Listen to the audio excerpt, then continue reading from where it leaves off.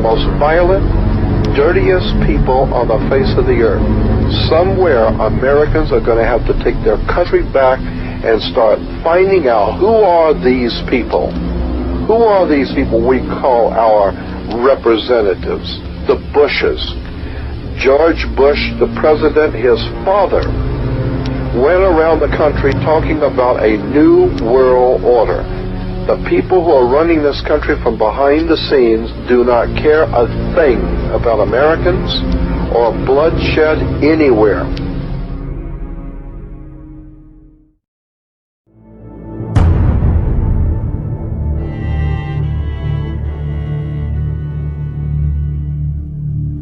Something's wrong. Something's absolutely wrong.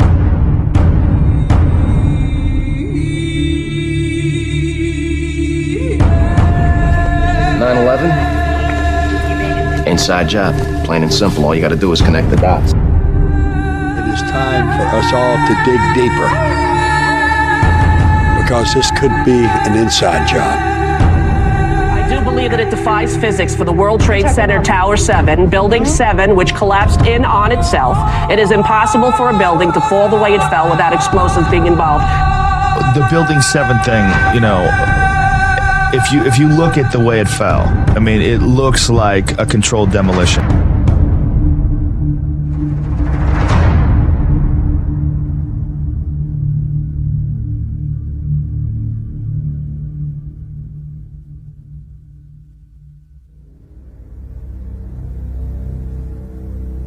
Can you believe what you have been seeing on CNN today, ladies and gentlemen? Can you believe it? Supposedly, a CNN reporter found Osama bin Laden, took a television camera crew with him, went into Osama bin Laden's hideout, interviewed him and his top leadership, his top lieutenants and colonels and generals in their hideout. This is a CNN reporter with a camera crew. And he came out and told everybody, within 3 weeks, Osama bin Laden is going to attack the United States and Israel. Now, don't you think that's kind of strange, folks? You see, because the largest intelligence apparatus in the world, with the biggest budget in the history of the world, has been looking for Osama bin Laden for years and years and years, and can't find him. A reporter from CNN and his little camera crew got into Osama bin Laden's secret hideout and conducted an interview. If you don't believe me, tune into CNN. They're probably running it right now as I'm speaking. And if you believe it, you are one of the stupidest jerks that ever lived on the face of this earth. And whatever is going to happen that they're going to blame on Osama bin Laden, don't you even believe it. When in hell are all you people going to wake up?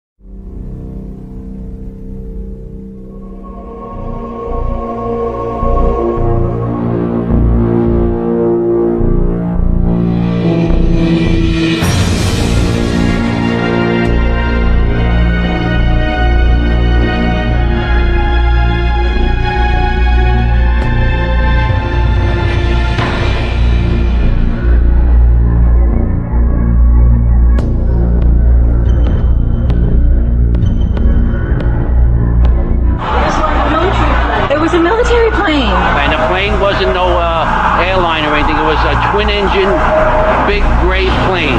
We watched the first explosion. As we're watching the buildings, we saw a black, very large airplane fly right into the second building. It came at it south, right in front of our eyes.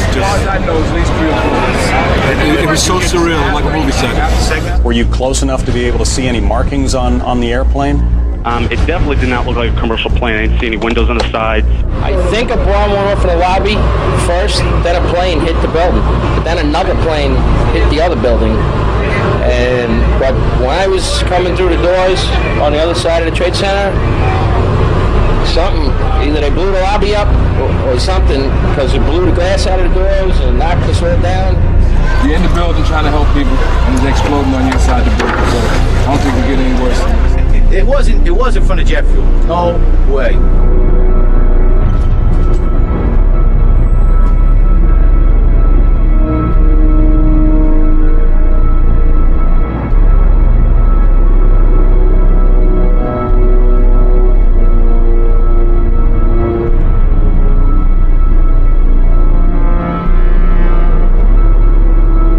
Understand, there may be more. Any one of these fucking buildings can blow up. This ain't done yet.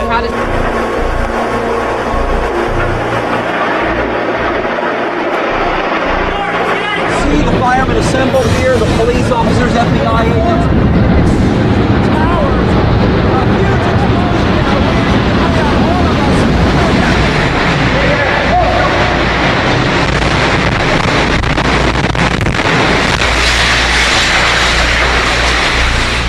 My name's Tom Sullivan. I worked for Controlled Demolition Incorporated, CDI, the top-rated explosive demolition firm in the world, owned by the Loiseau family during the years surrounding 9/11. And I worked for them as an explosives loader for 2.5 years. As an explosives loader, my job was to place explosives in the buildings to prepare them for demolition. There are many steps that you need to take. First off is you have to weaken the building.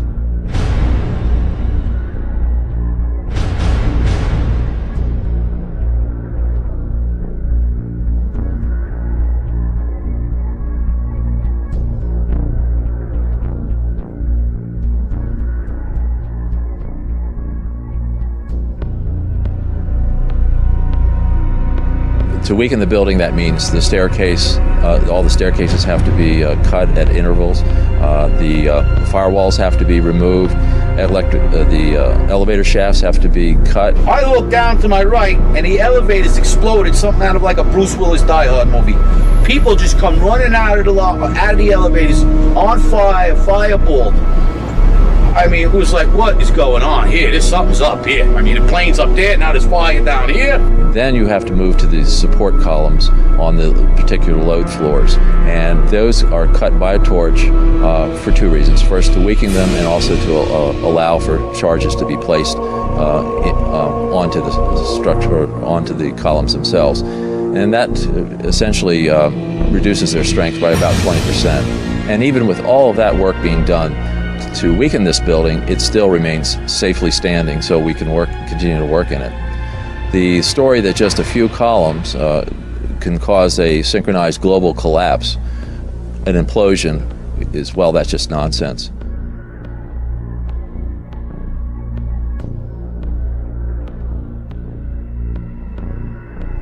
I don't see how this could actually happen in real life. When we load a building, we have to have all the support columns on a given load floor fail at the same time, within milliseconds of one another. And therefore, the entire building comes down in a synchronized implosion. So I think this notion of a one column failure causing an entire building to implode in a synchronized fashion is just nonsense. Looking at the building, it wouldn't be a problem once you gained access to the elevator shafts. How about an elevator modernization, which we know was going on the 9 months prior to 9/11? Yes, Elevator World, March 2001 documents it. In fact, they were in the middle of this modernization. There are people who noted that the elevators were locked in turn and that there were guards placed at these locked elevators during the modernization. Of course, you would have to have access to security. Securicom was brought in. Who sits on the board of Securicom? Marvin Bush, the younger brother of George Bush. Then a team of loading experts would have access to all the core columns and beams. The rest could be accomplished at that point by just the right kind of explosives for the job at hand. The choices are many out there. You wouldn't need miles and miles of dead cord. You could have used wireless remote detonators, and they have been available for years. You need to only look at an action movie to see them in use, and of course the military has them as well.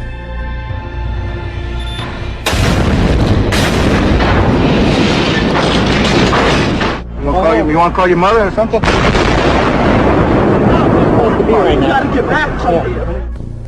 Contractors don't use them, on the other hand, because they're just too expensive. Well, you wouldn't have found steel casings to be left in the rubble. They haven't been used for years.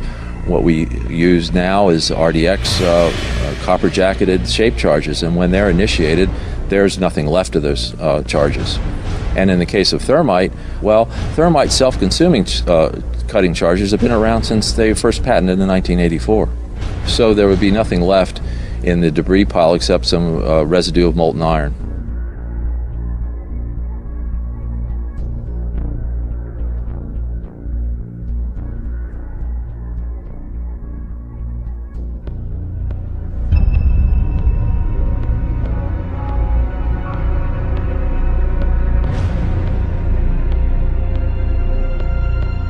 Get down below and you'd see molten steel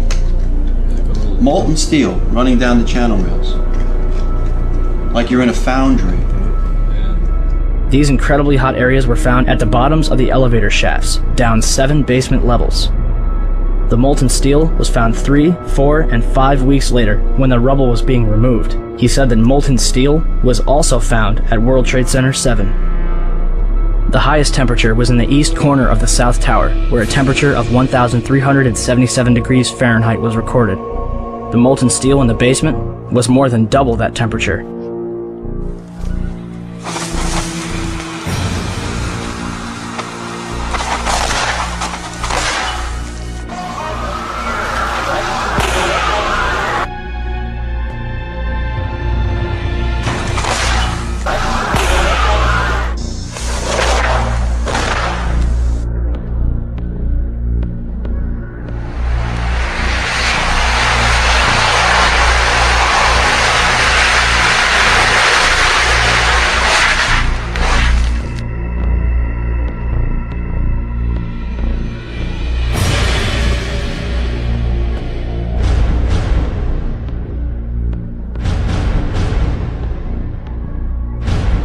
With any implosion, you don't hear one massive boom sound. What you do hear is smaller explosions going off.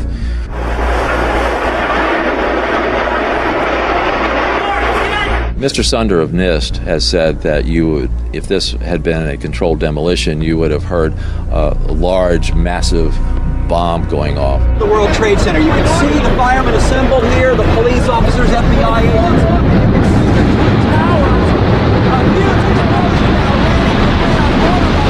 What in reality happens with a controlled demolition is you hear a successive, progressive, smaller waves of smaller explosions going off.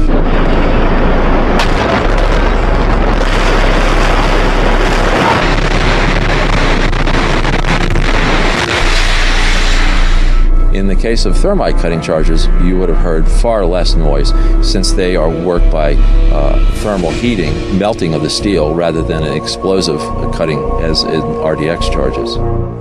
I knew from day one that this was a controlled event. And why I did that is because simply looking at Building 7, you have a sudden collapse of the building.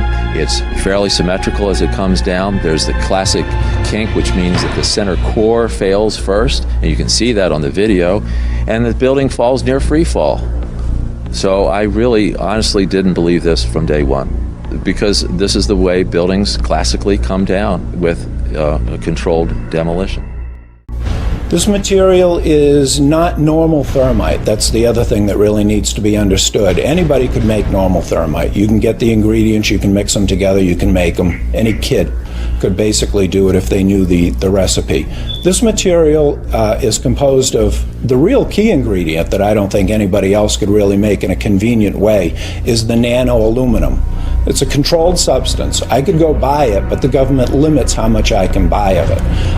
It's very, very difficult to produce in these sizes and to keep from reacting. It's not something that you just get at the local five and dime or you're going to make on your own. It's a very, very difficult to make material. And that's the one thing in there that really tells me specifically that this wasn't some guys working in caves in Afghanistan, or it wasn't somebody in their basement doing this. This was, a massive engineering operation that made these materials. So the military uses it for a number of different applications. Another one, if you do a search on Google for thermite and building demolition, you can find all sorts of wonderful devices that have been fabricated and invented that use thermite for building demolitions.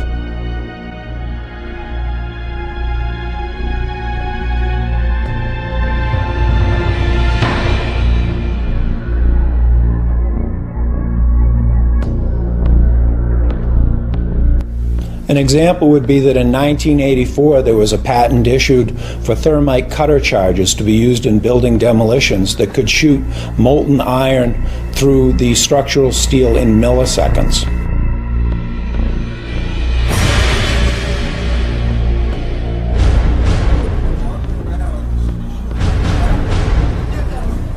Oh my God! That was a bomb that did that. That was a fucking bomb that did that. There's no goddamn way that could have happened.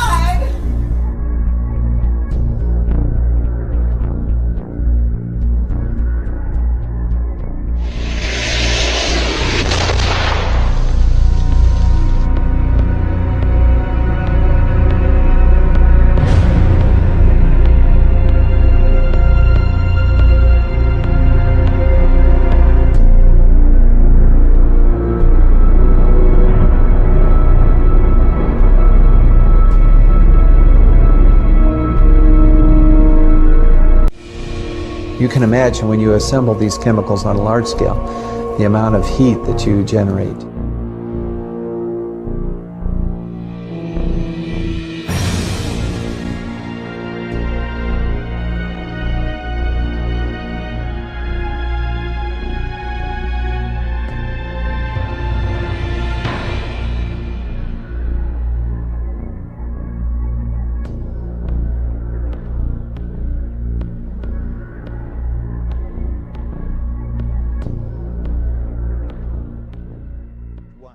The Bush White House did everything in its power to derail an open inquiry. Then, when faced with its inevitability, the president and his aides sought to limit its scope, its access, and its funding.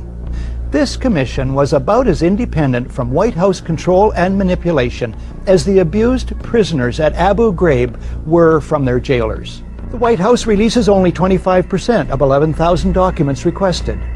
It blacks out portions of the released documents, resists requests that the administration officials testify under oath, and tries to rush the commission's deadline. Bush and Cheney meet the commission, but it is behind closed doors. They refuse to testify under oath. No tape recorders are allowed. No transcript is allowed. Bush makes no opening statement, and those taking notes must submit them to security personnel. My administration will not talk about how we gather intelligence, if we gather intelligence, and what the intelligence says. I will not discuss. We will not discuss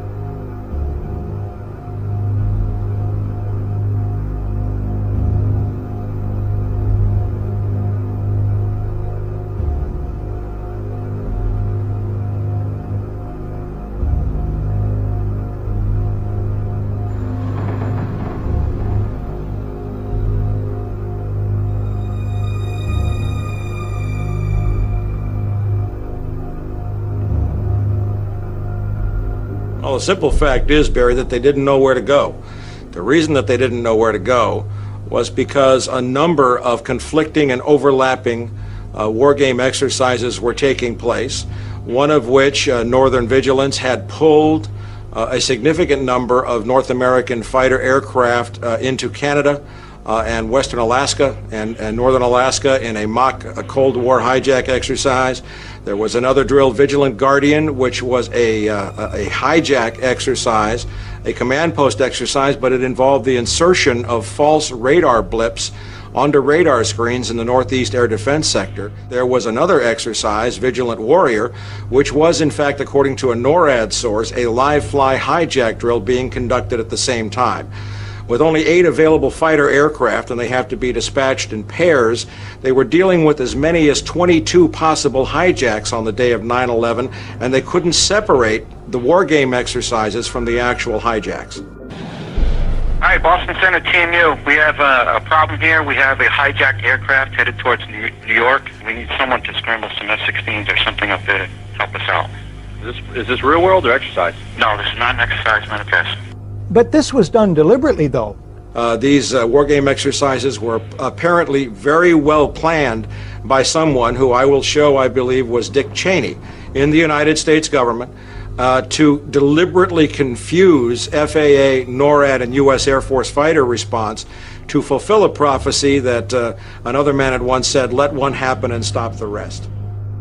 We do not have a clear explanation for why fighters from Andrews Air Force Base were sent out over the sea first and couldn't turn around because the 9/11 Commission seemed to change all the evidence just arbitrarily right before it issued its final report. So we don't have a clear explanation, but certainly there was, it is all consistent with a motive that said make sure that the fighters don't get to any place in time to stop the 3 critical attacks on the World Trade Center and the Pentagon. Do we want to think about scrambling aircraft? Oh, God, I don't know. That's a decision somebody's going to have to make probably in the next 10 minutes.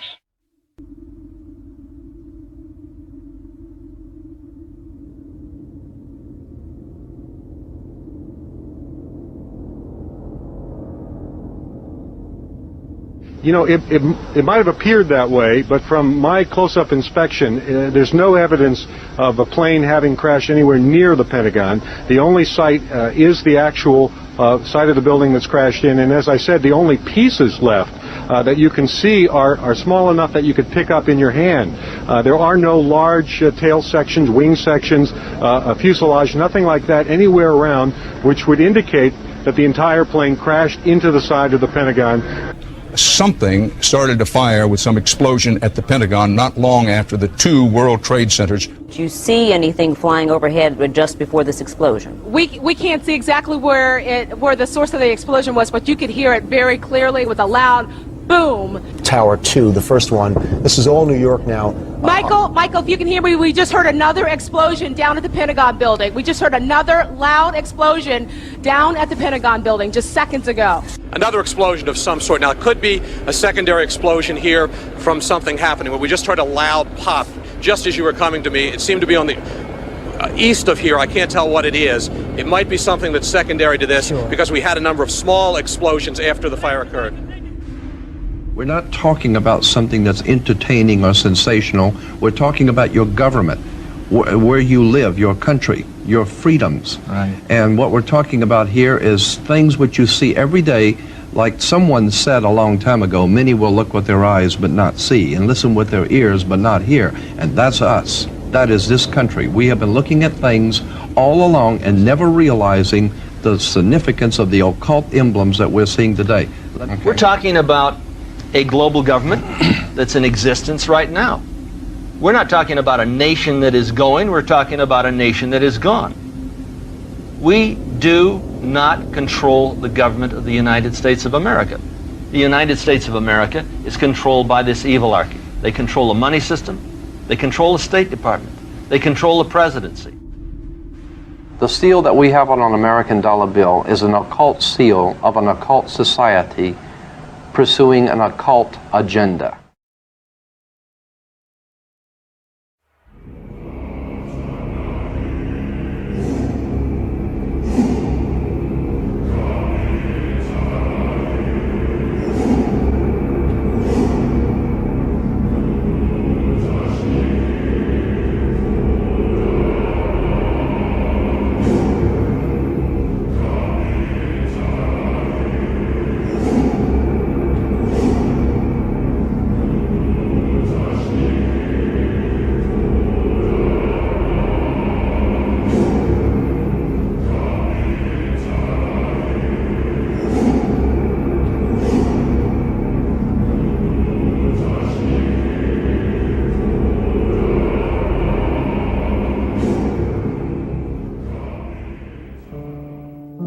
Now you might be noticing I don't feel about that war the way we were told we were supposed to feel about that war, the way we were ordered and instructed by the United States government to feel about that war. See, my mind doesn't work that way. I got this real moron thing I do, it's called thinking. And I'm not a really good American because I like to form my own opinions. I don't just roll over when I'm told to. Sad to say, most Americans just roll over on command. Not me. Not me.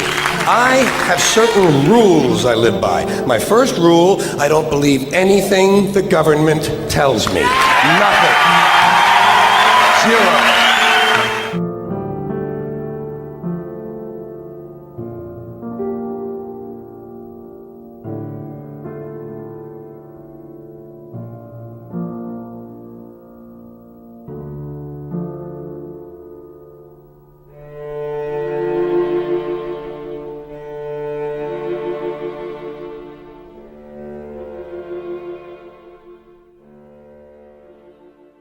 It concludes that Iraq has chemical and biological weapons, that Saddam has continued to produce them, that he has existing and active military plans for the use of chemical and biological weapons, which could be activated within 45 minutes, including against his own Shia population.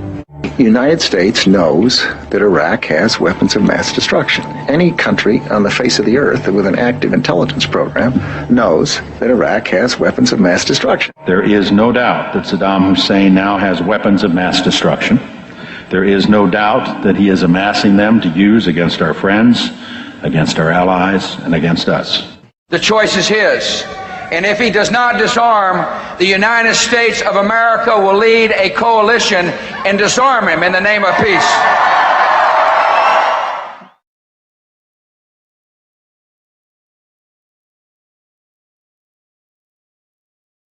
Saddam Hussein aids and protects terrorists, including members of Al-Qaeda. Secretly and without fingerprints, he could provide one of his hidden weapons to terrorists or help them develop their own. Before September the 11th, many in the world believed that Saddam Hussein could be contained. The war on terror is, you can't distinguish between Al-Qaeda and Saddam when you talk about the war on terror. We've learned that Iraq has trained Al-Qaeda members in bomb making and poisons and deadly gases. He's a threat because he is dealing with Al-Qaeda. We know that Iraq and Al-Qaeda have had high-level contacts.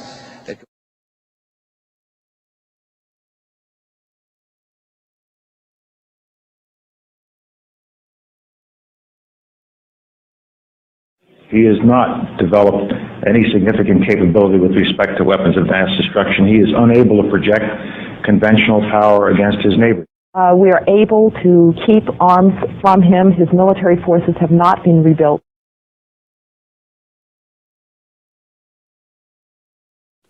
It appears that there were not weapons of mass destruction there. You said you knew where they were. I did not. We know where they are. They're in the area around Tikrit and Baghdad and east, west, south, and north somewhat. You said you knew where they were, near Tikrit, near Baghdad, and north, east, south, and west of there. Those are your words.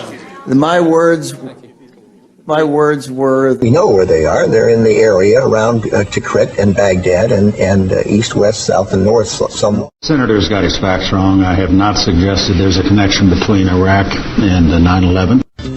With respect to 9/11, of course, you've had the story that's been public out there. The Czechs alleged that Mohammed Atta, the lead attacker, met in Prague with a senior Iraqi intelligence official 5 months before the attack. He said there were three main reasons for going to war in Iraq: weapons of mass destruction, the claim that Iraq was sponsoring terrorists who had attacked us on 9/11, and that Iraq had purchased nuclear materials from Niger.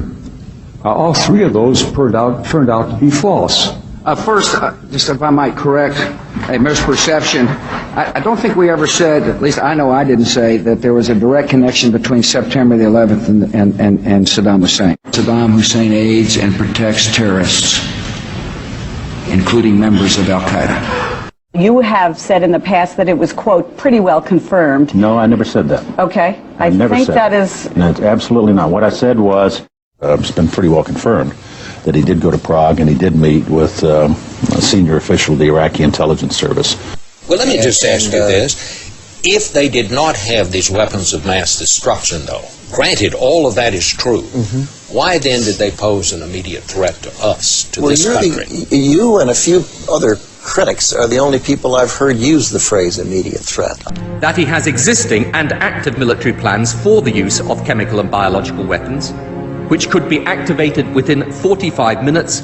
Active chemical munitions bunkers, mobile production facilities. The United States knows that Iraq has weapons of mass destruction. The reason I keep insisting that there was a relationship between Iraq and Saddam and Al-Qaeda, because there was a relationship between Iraq and Al-Qaeda. What did Iraq have to do with what? The attack on the World Trade Center. Nothing. You know, what has been happening as we debate the number of troops, as we debate whether to withdraw, is also this continual debate over the intelligence leading up to the war. And I know you said you believe that it's wrong to question the motives or the honesty of administration officials, but I have a different question for you. If you had known that no weapons of mass destruction would be found, would you have advocated invasion? I didn't advocate invasion. You didn't? No, I wasn't asked. If you read all the books and the things... You weren't, but why weren't you asked? That's very puzzling. Well, I'm sure the president understood what my views were, but as a technical matter, did he ever look and say, what should we do? Should we go do this or not do that? This is something that the president thought through very carefully. Are you trying to distance yourself from the war with that? Of course not. I agreed completely with the decision to go to war. And said that 100 times. And don't even suggest that. I'm just asking. Yeah, well, you know better. Look, the interesting thing to me about the pre-war intelligence is clearly it was wrong. Every statement I make today is backed up by sources, solid sources. These are not assertions. But would you have been for an invasion if we had known that? The answer is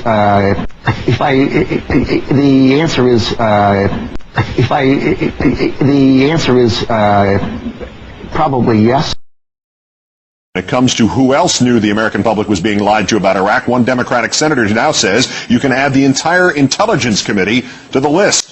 Dick Durbin of Illinois making the amazing claim on the floor of the Senate that while he and perhaps the 16 other members of that Intelligence Committee knew the administration was misleading the American public, he, perhaps they, kept quiet about it because due to his position on the committee, he had been sworn to secrecy.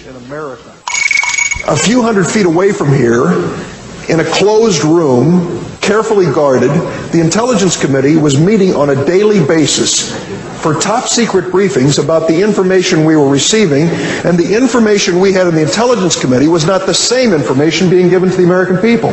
I couldn't believe it. And so in my frustration, I sat here on the floor of the Senate and listened to this heated debate about invading Iraq, thinking the American people are being misled. They are not being told the truth.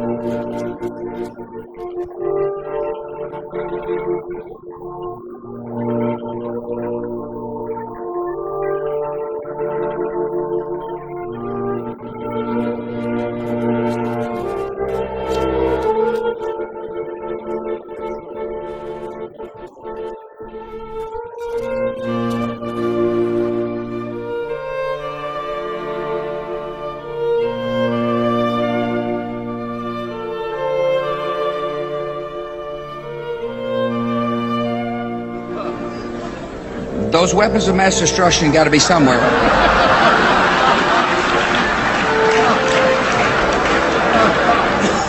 Those weapons of mass destruction got to be somewhere. I'm let down, dude. I tell you what. Sit! Oh, my ear! We need to get the fuck out of here! Nope, no weapons over there.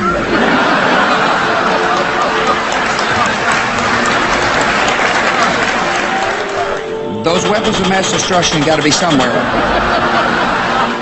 Nope, no weapons over there. Maybe under here. Oops, this photo wasn't supposed to be in here. This is a Skull and Bone secret signal.